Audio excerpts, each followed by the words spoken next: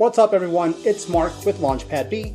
Today I'm doing another video about shooting content using a cell phone. And the purpose of this video is to clarify a misconception that I hear all the time from people who are trying to create great content. And it has to do with video resolution. Now there's been a lot of improvements to technology recently where you've got phones that are shooting in 4K and here recently phones that are actually now shooting in 8K. Now just because the phone is capable of shooting in super high resolution doesn't necessarily mean that it's best for shooting a talking head video. Now most of the content that I shoot is at 1080.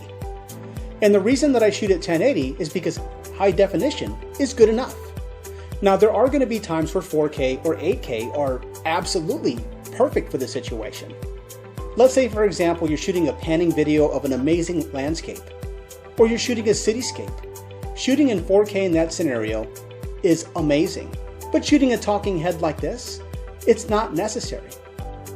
And on top of that, 80% of the time your videos are being watched on a cell phone. When somebody streams your video on a phone, the video is being downgraded to a lower resolution anyways, so it doesn't make sense to shoot in 8K or 4K and use that much memory. Now when it comes to shooting in 1080 or HD, you've got two options. There's 1080 at 30 frames a second and 1080 at 60 frames a second. My advice to you is to keep the files as reasonable as possible and shoot at 1080 at 30 frames. It's more natural and it looks cleaner.